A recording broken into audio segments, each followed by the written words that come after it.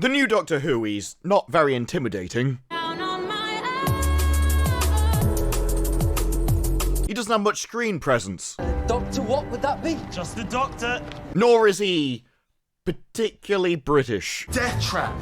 Check everything. Don't leave her. You did too? In fact, and I never thought I'd say this, but Jodie Whittaker made a better Doctor. I mean, sure, the acting wasn't great, the running was awful, and she treated her male companions like actual trash. The thing is, Doc, I worry about the cancer coming back. I should say a reassuring thing now, shouldn't I? I'm still quite socially awkward. Not even caring if they died, but you still got the impression that she was trying to portray a really intelligent Time Lord, no matter how much she failed. I don't get any of that impression with Mr. Gatwa. Instead, it feels like he has a different priority in mind. One touch to show me. No. Now, I've said before that the only time I care what you do with your genitals is if you're pointing them at mine, although I think I need to come up with a new exception. And that is that you don't really need to rub them in my face. I spent a long, hot summer with Harry Houdini. So join me on the magical mystery tour of the Doctor Who Christmas special. The show for the whole family, which has just been turned into a kids show. Seriously, why does this happen? Also, if it is for kids, why have we got Davina McCall in it? She was popular about 20 years ago. You saved my life. Merry Christmas, Davina McCall. You expect a Zoomer to know Davina McCall? The only way they'd know her is if she was their dealer. The episode start is suspiciously recognisable. Once upon a time, late on Christmas Eve. That's because 3 episodes ago, we had this. Once upon a time, Lord. Seconds into the episode, already trying to harvest the positive emotions that people used to feel about Tennant. Once upon a time, Lord. And if those 2 lines side by side doesn't showcase the difference in screen presence that the 2 actors have, I can't help you. I don't even know why we bothered, because just like Tennant's first episode himself, we really front-load the propaganda. Binary. I can only assume it's done, so once the parents have realised what's going on, the kids have already seen it. Too late, we got you. We start with a flashback. A stranger left a baby by a church. she carried in her arms the most precious gift of all, a newborn child. Although if it was 2 hours before and still inside her, the BBC would have been more than happy to rip it limb from limb. Just how precious it is simply a matter of geography for the BBC. A baby girl. I could have predicted that one because you actually cared about it. Oh no, I've given birth to the patriarchy. She left her daughter on the steps of the church. Mother of the year, congratulations. Could have given it to the father, instead we just left it out in the snow. It didn't even knock on the door. I've seen loads of little videos of it's like, the first time a puppy sees snow, you're not supposed to do it for a baby. But the church takes the baby in. Until that night, a 1960s adult film star turned up on the door. It also lies to you. She was never seen again. No one ever knew her name. And then it goes, until the doctor arrives. But then we see his flashback. He doesn't even go and talk to her. We are a minute into this show. I've already found a plot hole. Congratulations. The Doctor. The imitator. For this show, I'm surprised he didn't come out the TARDIS doing a pirouette. That's not the time stream, that's some intestines. I can't unsee it. Ruby talks to Davina McCall. I don't know why. Unless Davina's a mum, I don't care either. So, you were a foundling? That's actually another species of hobbit in Rings of Power. We get her talking about her new foster mum. I mean, she's not, but she's the best mum I could ever have. Not dad. Why would we need to foster people into a successful home? So then most of this scene is completely pointless. They hear someone going, I assume it's Russel T Davies looking at dirty magazines in the background. Is there a door open? I'm getting a noise. What sort of noise? It's like this heavy banging. But Davina's like, don't worry, I can investigate your DNA. And I really hope that's important later in the series, because it certainly isn't in the show. Now we really can work magic with DNAs. And I have a feeling she means that literally. But at that time, a little green man sets up a series of elaborate traps, pulls out the plug, steps up the wires, and trips somebody up, which sets off a complex series of events. It's a shame it missed, really. Imagine if the episode ended 4 minutes in. 10 out of 10, congratulations, BBC. She'll be fine. Won't do any more damage to her brain than the rest of her life has. So we get the Doctor, who's dressed like a fashion victim of the 1940s. Maybe it's like The Matrix. Have you seen The Woman in Red? There's ever a Matrix 5. That's probably what we'll end up with. Out in the background, you get to hear the obvious dulcet tones of a songstress. I'm not sure that's a word. Gone away is the bluebird. Feminine high notes there. As the little green goblin does what everyone in that place wishes they'd had the balls to do first. Sign me up for the Goblin King, folks. Give his son Willie! Don't you talk about his Willie. Later now, in a club. I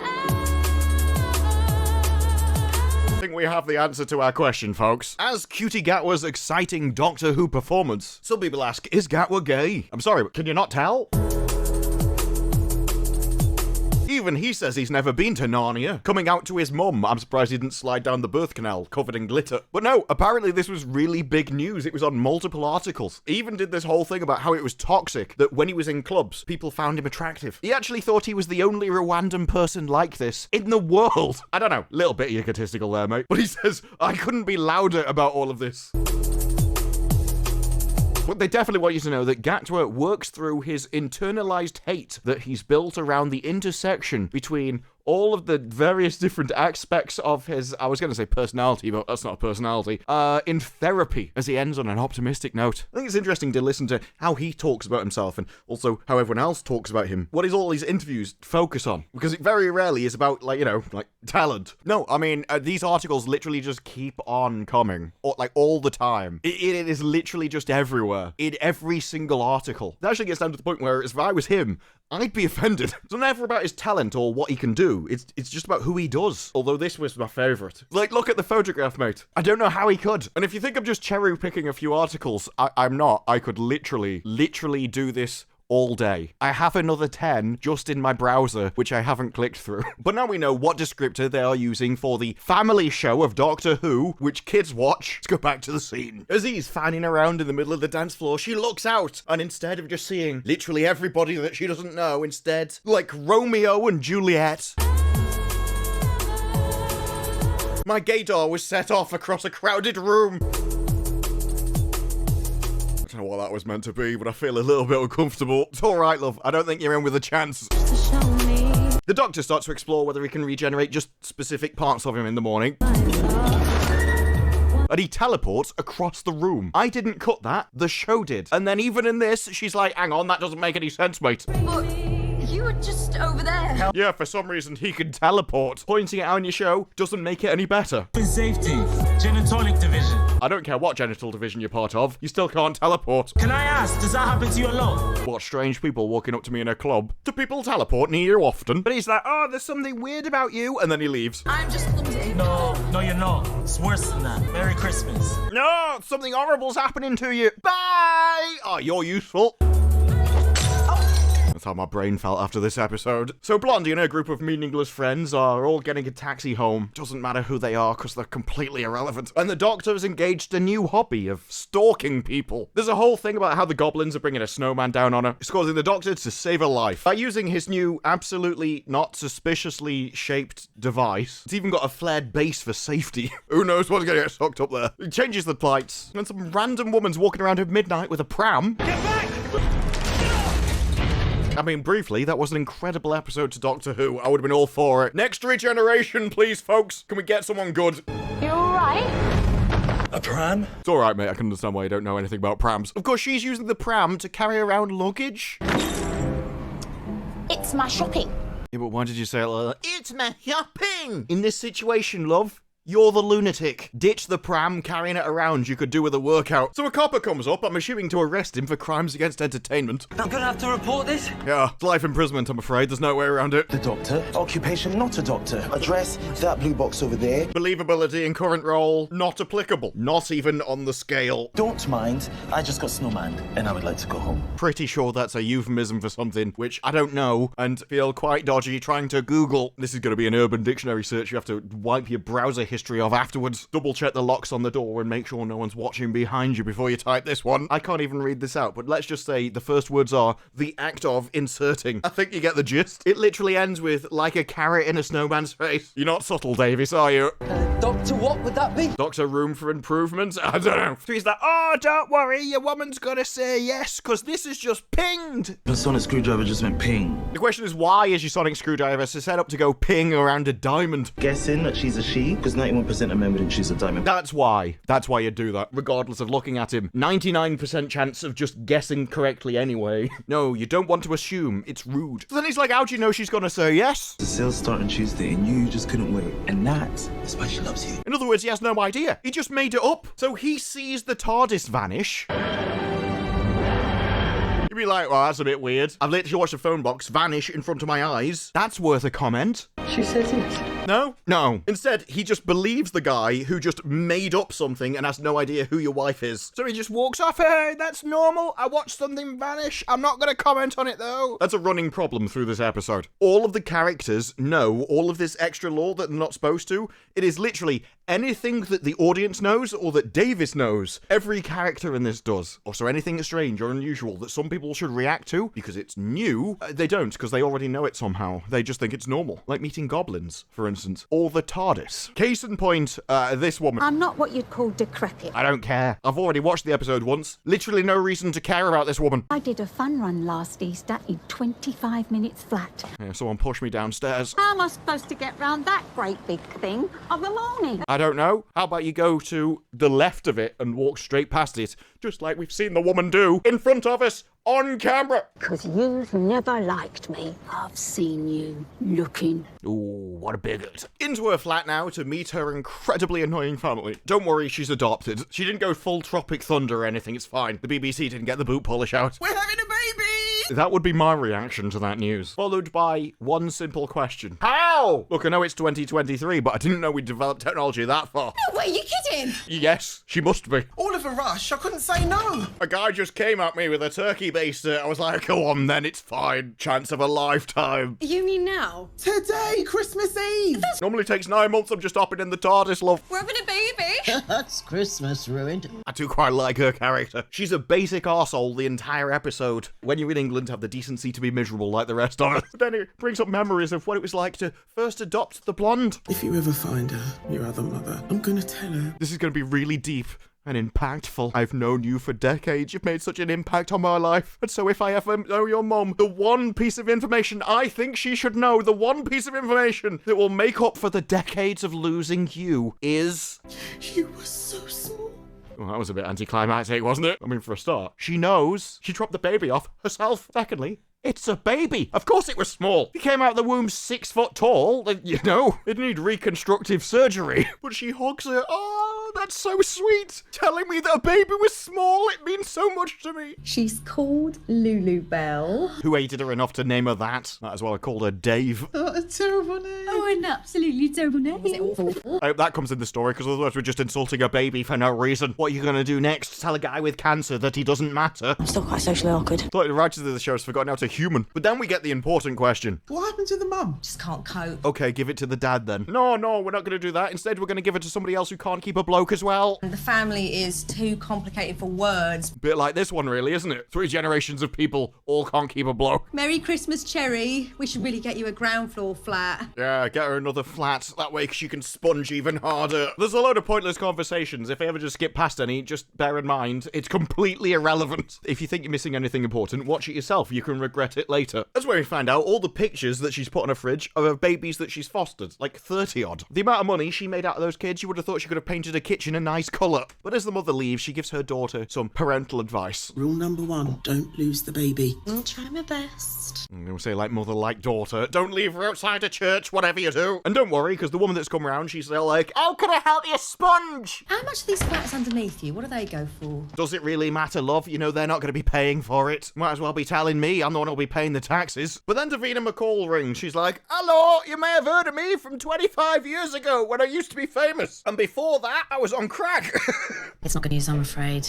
Unfortunately, you've been sucked into a terrible series of Doctor Who. I'm so sorry. But it might destroy your career. Davina's like, I'm sorry, but your magic DNA couldn't do anything. I'm sorry. There's just no trace of them. She's like, your parents just, the DNA isn't on any database. And we get this? But isn't that unusual? There's not a single trace anywhere. No. Why would there be? If they've been healthy, they wouldn't have needed blood tests at the hospital. And if they aren't criminals, they wouldn't be on a police database. Is everyone you know a criminal? Is that why it's, whoa, we've all had a fingerprints and DNA taken. I'm down there so often I've got my name on a cell. But there is something else I'd like to ask you. But then Davina's like, yeah, I would like something. Are you bad luck? Do the people you meet start to suffer, starve, and die? But have you been having any bad luck recently? I mean, I've broken every bone in my body. I haven't woken up in this state since I passed out in 1972 chasing the dragon. I've been hit, thrown, I fell off a boat. I mean, you did work for Big Brother. That's just a standard interview with the contestants. I've even been trampled by a moose. How? You're in England. At least choose an animal that we have. It all comes back to when I met you. Definitely paranoid. Imagine getting a phone call from an ex-celebrity being told, you're making my life miserable, magically. But as she's begging them, how can we stop the bad luck? Even though she's asking the person, you suffer from bad luck all your life, right? So how, if she knew how to solve it, she would have done it herself. Either way, we see a star on top of a Christmas tree. And then... You're supposed to think she's died, by the way, to a plastic star. A falling piece of plastic. Must have been some hell of a brittle bones you've got there, love. At that moment, she is laughing down in the baby's room. Yeah, it's making noise. Just shake it next to your ear. That'll make it better. No, there's noise coming from the room. We've gone from, you're supposed to know how to look after a baby due to motherly instinct, to, I have no idea what I'm doing. And dun-dun-dun, the baby's been nicked. Now, you know it's been nicked because it isn't climbing out of that thing. And yet, her first instinct is to do this. How do you think it's hiding under the bed, love? What do you think you've done, given birth to an SAS soldier? Although she does find the camera underneath the bed, with a picture of a goblin in it. That's a coincidence. Yeah, that would be your reaction to finding out there's an alien on a photograph that's just stolen my baby. But she sees it fly out the skylight, gets a ladder, and starts going after it. So then, she does the hard bit of climbing onto the roof by going up the slope. Absolutely no problem whatsoever. And only when she's on flat ground is she sort of like, oh no, I don't know if I can stand up on a level surface. Just bear in mind that this entire next scene, somebody is nicking a baby from her. They're like 3 feet from her. Just walk forwards and beat the living crap out the little cretins. What are you? Why are you asking what they are? They're stealing your baby. Boot them off the roof.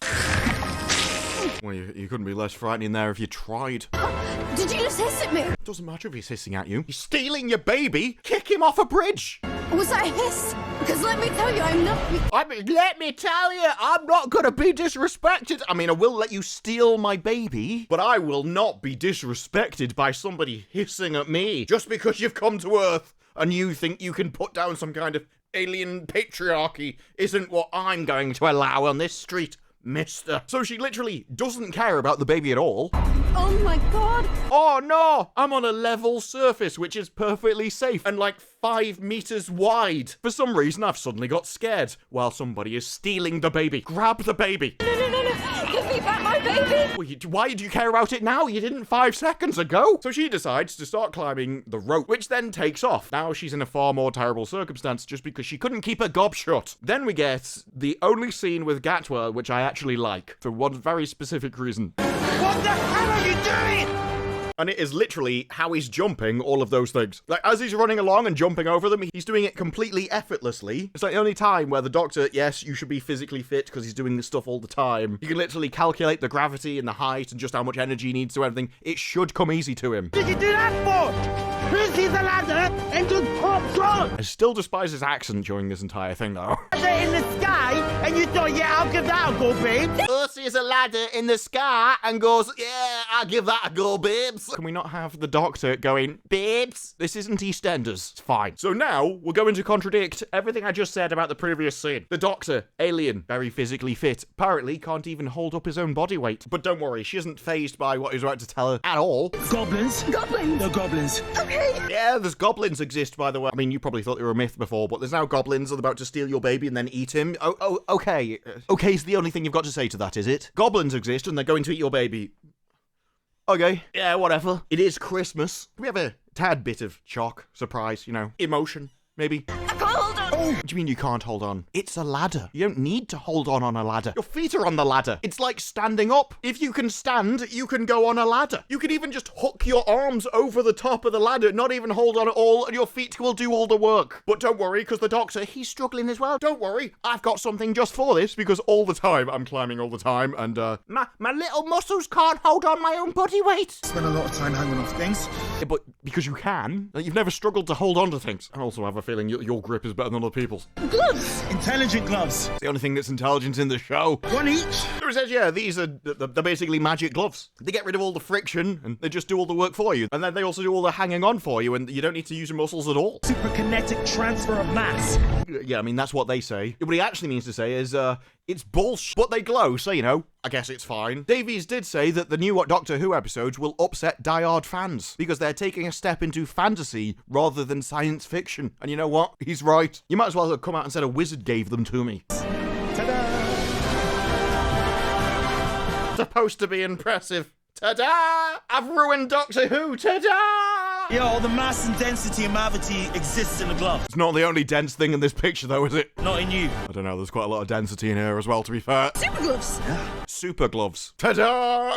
Goblins. You know why they call them goblins? Because they like to gobble you up. Is that why turkeys say gobble gobble as well? Sorry, I shouldn't have said that. I've probably given him a new episode idea. There's about as much depth as these have nowadays. And this lot want to gobble up the baby. Seems like a really stupid idea. They're gobbling up the baby. Yeah, there are thousands of them in that ship. A baby's not going to go around very far, is it? You needed it to farm lots of babies. And again, this is England. We're not particularly having a lot of babies nowadays, are we? This is where they feast. You don't have to look so happy about it. Yeah, this is where they're eating babies. I've always wanted to go here. So then, as they enter the ship, they get caught and tied up. Now, this is worth bearing in mind, the fact that they get captured, so everyone knows they're on the ship already. And the moment he gets surrounded by goblins, he lets himself get captured. So it'd be weird then if later on he gets surrounded by goblins and doesn't act the same way. Foreshadowing! So the Doctor's looking around, he's like, oh, there's a lot of rope! I can't believe a single thing that's happening. You don't seem to care about it that much though, do you, love? I can't believe a single thing that's happened. Yeah, but you don't seem very bothered by it. It's like you weren't bothered when he said, the goblins exist, by the way, and about to eat your baby. It's my birthday. Why is it all about you? Somebody's gonna eat a baby. Oh, have I told you it's my birthday? Do you want to buy me a present? You've got kidnapped by goblins on a floating wooden ship, and you're like, well, you know, a few rotations of the Earth ago, I was born. Priorities. Pissing Zoomers. Brilliant name. Wish I was called Lilibel. Why have we gone from it? That's such a horrific name. That's such an amazing name. Also, I'm sorry for the pause face, mate. It just kind of happened. And while I say I'm sorry, it's also going to be my thumbnail. So I'm sorry twice. So we get a pile of twaddle where he's like, it's coincidence that makes the baby tasty. It's like, you do realise that the sheer amount of actions that go on in everybody's life every day, there's tons of coincidences all over the place. Bit like, what's the odds that you could get two incredibly terrible actors to be on the same set at the same time? That's how I spotted you. You've been having lots of bad luck. Yeah, so now the Doctor can spot bad luck, by the way. Right. And then he explains the plot of the show, and it doesn't make any sense. Spotted the chance of coincidence and he went back and he wove you in. Wait, so they caused my accident? He says the goblins are the ones causing your bad luck, but they also saw your bad luck and then can ride the waves of time back through history to cause the bad luck. So they spotted the bad luck that they caused, then went back in time to cause it. I mean, if they're the ones causing the bad luck, why didn't they just do it to anybody? Because they're the ones causing it. Why did they have to spot what they're doing and then travel back in time to start? Nobody knows, folks. But also, nobody thought about it. We don't care if it makes sense. We're just gonna say words and then assume that everyone will go, that's really complicated. Must be really smart, because I don't understand it. If you walk through a day without any bad luck, that's fine. If you walk through a day...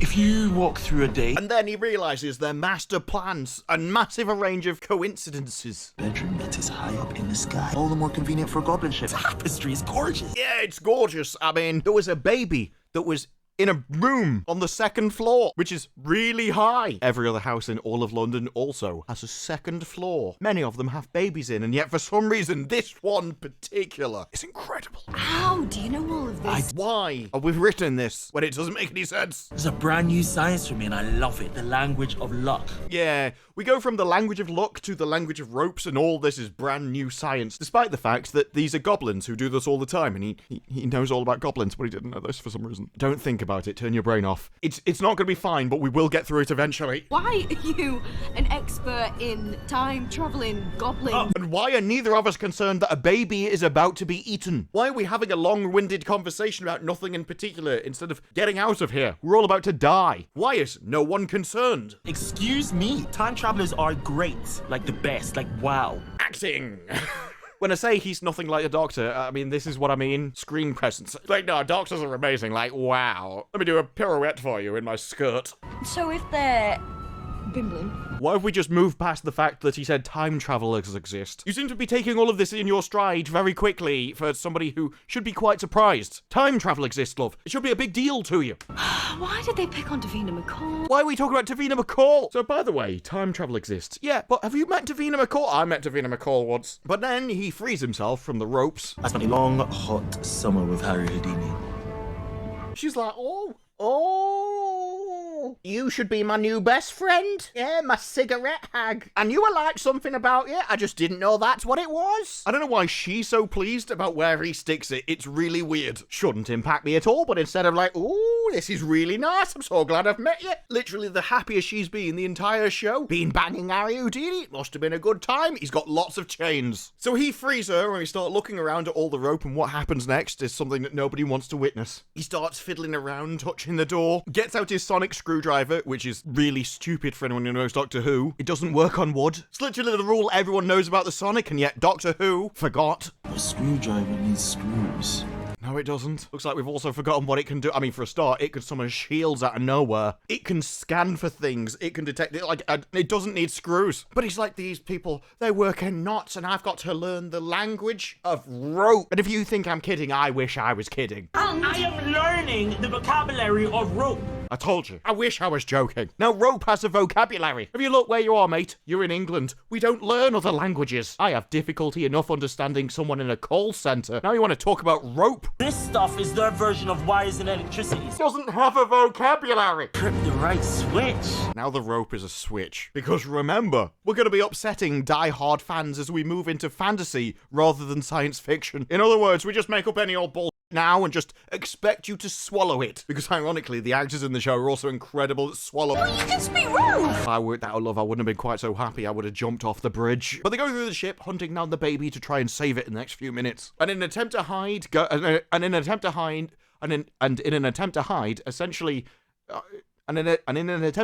essentially finds the air ducts to crawl through the ship Die Hard style. Ventilation shafts. Yeah, it's only a shame they didn't crawl through it with a Zippo lighter and say, yippee-ki-yay, motherfucker. That is his Zippo lighter. I didn't get the Die Hard reference the first watch through, but on this one, yes, it's definitely a Die Hard reference. Get into a goblin ship, have a few laughs. Unfortunately, the reason why I didn't get the Die Hard reference before is because what we're about to do is enter a living hell. Is that a band? Is that a band? A better question is, why is that a band? There's no excuse for this kind of depravity in a TV show. Can feast, we can dine 3 days at least. Dined 3 days? All of you? Off a teeny baby? There's thousands of you. Baby bones, baby butter for the baby scones. Baby scones? Is this how we make baby oil? Baby feet's a little baby toes. No, it's not. What do we do? Why does the doctor think eating a baby is amazing? Oh, is that what I do now? I seem to do everybody else. Eat the baby and some salt. That seasoned enough. I don't make the rules. I just suffer through the pain, agony, and tears. So this song goes on for an extremely long time. Although I have to say, it's nice to see Ginger Spice getting work after the band broke up. And the doctor's like, I wonder whose ship this is. And we get the grand reveal. He's an actual thing. Here's the king. That's right. Boogie found out how to solve his money troubles in that documentary after all. So the doctor starts playing with all the rope upstairs, and Blondie comes up with a brave plan to help the baby. Intelligent, just like any of the doctor's companions should be. Yeah, that'll teach him, love. Shaking in my boots. All I'm saying is that's not going to satisfy someone that big for like 3 minutes, let alone 3 days. And I don't care how much high fructose corn syrup the American Disneys of the world have added to this new recipe. At this point, I'm regretting being born. He can eat me. He makes me swear. I'm done. That's like visiting Taco Bell. So the doctor's unraveling some of the rope up there, and later on he's gonna go, oh, I found the master knot. And you're probably, oh, I don't know how he did that. This guy must be really smart. He is the doctor. He understands the language of, he's like, no, look, you can see it there. The big, massive rope, which you've never seen before in a huge bundle. Why is it called the master knot? Well, just because it's the biggest knot on the ship that just ties into everything. It's really hard to spot by the size that it's just massive. Of course, as he undoes it, they fall through at the crescendo of the song, surrounded by goblins. And so, as always, the doctor's quick mind jumps into action as he comes up with a plan to save their lives. I'm not really sure why everyone else is surprised. They do know he's on the ship. There's no need to hesitate, just to eat them. Eat them. But no, the doctor's got another idea that for some reason works. Rocket Janice! Yeah, that's his plan. Let's just sing, and for some reason, that'll stop him? Why, though?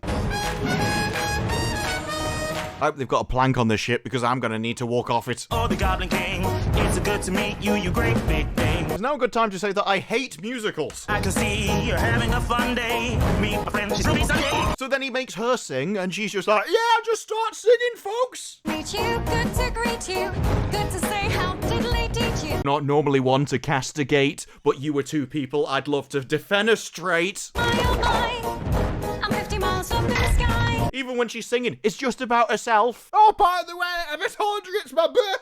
I popped out of a hole 20 years ago. Yeah, but why should anybody care? So he gives her a glove, and it turns out, by the way, I unleashed the master knot, which is going to sink your entire ship. I think I found the master knot. I found the master knot. Oh, by the way, you can't say master, it's rude. We have to say person who's in charge. Been put on the blacklist. I mean, the list of non-allowable words. The master knot has been undone. So's my sanity. But don't worry, he's not finished with the complete twaddle yet. You reverse intelligent gloves, you get heavy. Yeah, but how? So he jumps out, and I'm like, you do realise everything falls at the same speed. It doesn't matter how heavy you are. But either way, they land home, and all the goblins are just like, yeah, you know, we'll let that get away. I mean, he jumped out of a window. What are we supposed to do? Well, Wow. Yeah, I mean, I guess that's it then. Must all be over. We've saved the day, we've come home, saved a baby, and we're only left with one option. And who is this young fellow when he's adult? Hi, I'm the doctor. Flirt with the granny. Oh, and put the baby back in the same place it got stolen from like 5 minutes ago. Yeah, that sounds like a good idea. We three queens of the sky. 4 queens. So then the blonde, I still don't know her name, by the way, is moving the ladder, and she's looking up going, oh yeah, I better dodge that light. And your name But still smashes into it, even despite she's looking up. is Cherry. It is. Cherry Sunday. That's enough internet for me for today. A tasty treat. That's definitely enough internet for me today. I didn't need this information. I'll see you later, Cherry. Not if I see you first, or somebody else can take a cherry. But he's like, no, we're all safe now. I mean, they're not going to come back. They wouldn't invade Earth. I suppose they just fly around in the atmosphere and steal babies from there. That's way better. He's like, but what they could do is set us up with accidents. He's like, when we were writing this, I was watching Final Destination, and I'm absolutely not stealing ideas from it. Oh, is there anything in the kitchen? Anything burning? Yeah, that could be the only danger in a kitchen. You've left food on. Not like there's anything else pointy or sharp in a kitchen. So he's like, well, there's only one risk in an entire flat. That's if we burn it down. He must have seen her cook before. But he's like, no, it's all fine. We're not on fire yet. Death trap. Check everything. He just seems so British. Check everything. The wiring and the plugs. Yeah, tell her to check the wiring. The little electrician that she obviously is. She can't even carry a ladder without smashing it into a light, mate. You want her to rewire the house. And then they're like, oh, she fostered a load of babies and absolutely didn't do it for the money, even though they don't seem to work. And definitely scrounge off the taxpayer for this house, as well as getting another one beneath them. So many. She still keeps in touch with some of them. The one she can get something out of. You've got the biggest family in the world. I don't know about that. Have you ever met the Mormons? I think they do all right for themselves. But then suddenly they realise, oh, by the way, there was a baby we were supposed to be looking after that got stolen. They fight in magic. It's not magic.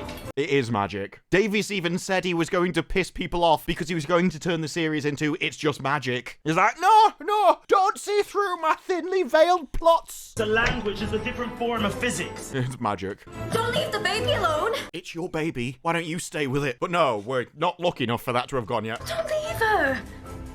You did too? I'm pretty sure that's not English. That sounds like a different language to me. You did too? You did too? For episode 2, could it just be him and XQC in a room together? I think that'd be gold. Battle of the accents. So then the mum comes home and everything falls apart. She finds the picture of the troll and he's just like, oh, it's a toy. It's like, no one asks where the toy is or why you'd buy a toy that hideous. They all start talking about, oh, that's a coincidence, that's a coincidence, and them realizing that a coincidence happened rather than the coincidence happening. It's specifically them talking about it. Suddenly brings down the goblin eye of Sauron upon them. I'm adopted. Oh yeah, by the way, they could talk about that again. I remember when I used to be a little girl till my mum threw me off a cliff. That's it, Davis. Double down on trash, double down on trash. That'll make your show a success. Well, I suppose you are in bed with Disney now, so you wouldn't want to shame them. Like when in Rome, do as the Romans do. When you work with Disney, make something that's definitely going to scare away the audience. And you have certainly done that for the Christmas special to come in at 4.73 million compared to The Giggle, which had 4.62. So for Ncuti Gatwa's first ever episode and Christmas special, so everyone's around at the family house, the television's on, you need something to watch, we still ended up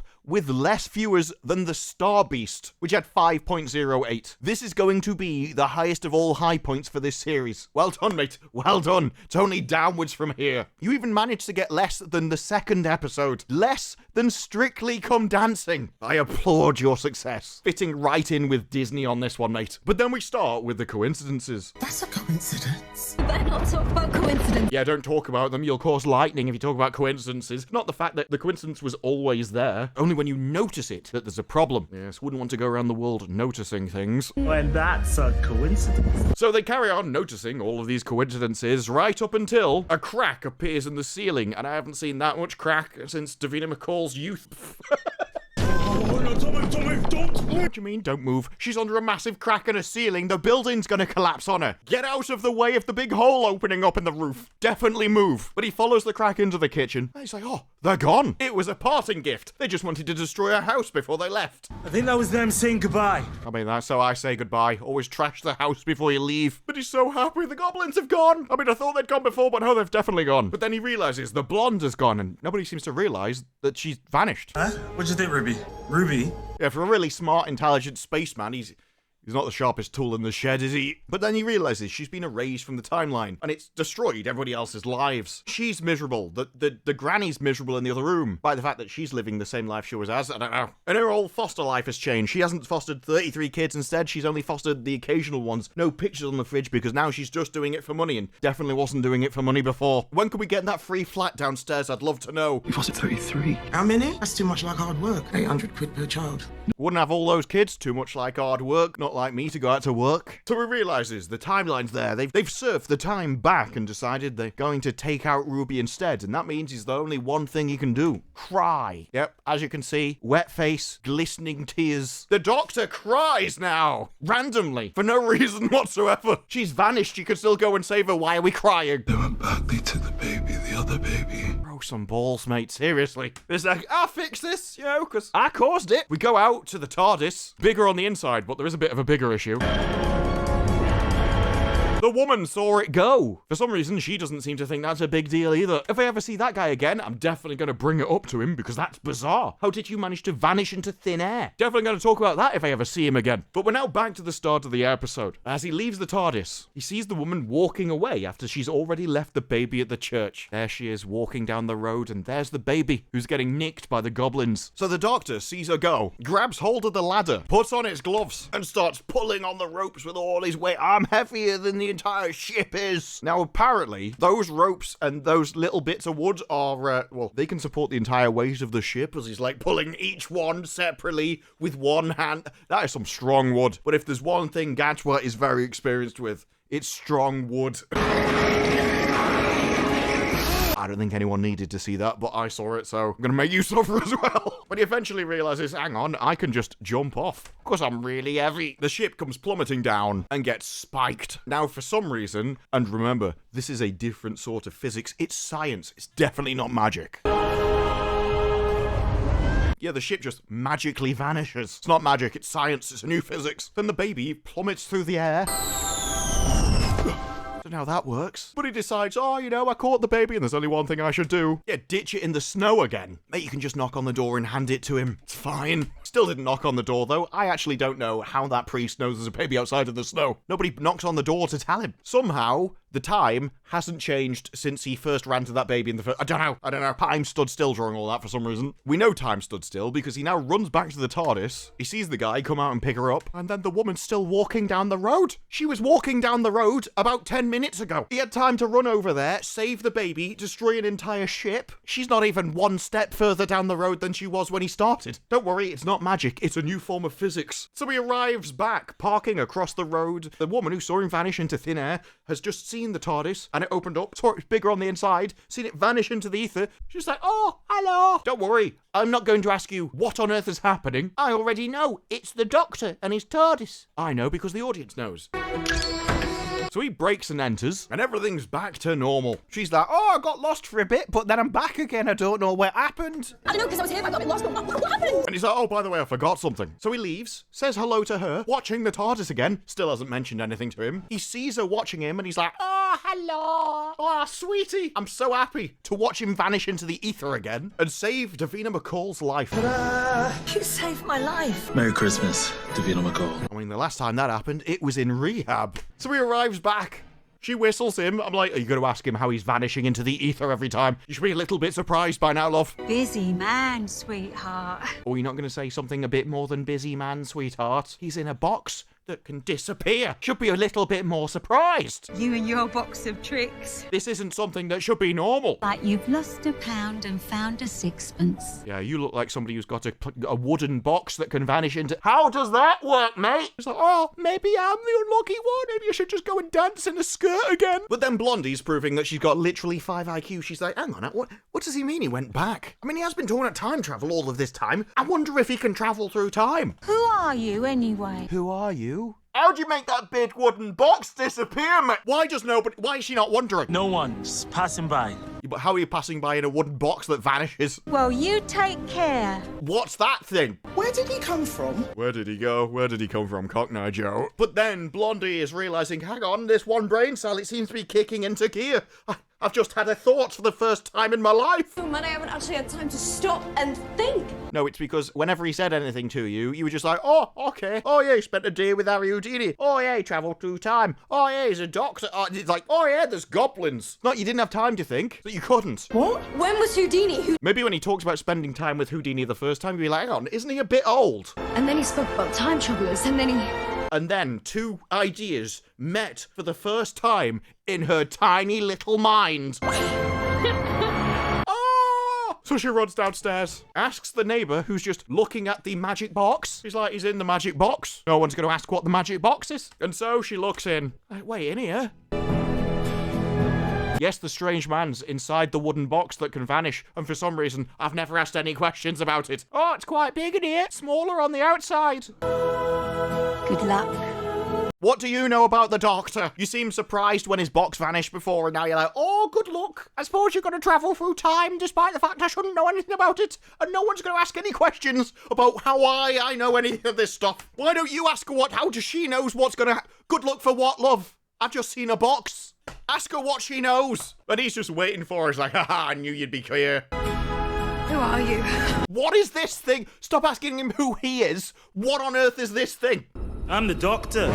Yeah, I already know that, mate. What's this thing? Why are we all asking questions to things that we know the answer to, but not the most obvious thing? Like, how come it's bigger on the inside? What an absolutely massive pile of twaddle. The plot didn't make any sense. The reason why anything was happening didn't make any sense. All the characters seem to know more than they should, despite the fact that they're not actually setting anything up. They're just stupid. Everyone except, oh, there's goblins now. Oh, there's time travel. Who are you? I'm the Doctor. Yeah, but no, we're not going to ask about the massive wooden box I've just walked inside. I'm just going to accept that as if it's normal every day. This is an absolutely incredible disaster waiting to happen. We've been losing viewers, and then we go up a tiny little amount for this one when it's supposed to be their biggest episode. Christmas special. First time Gatwa has been the Doctor, and barely anyone cared.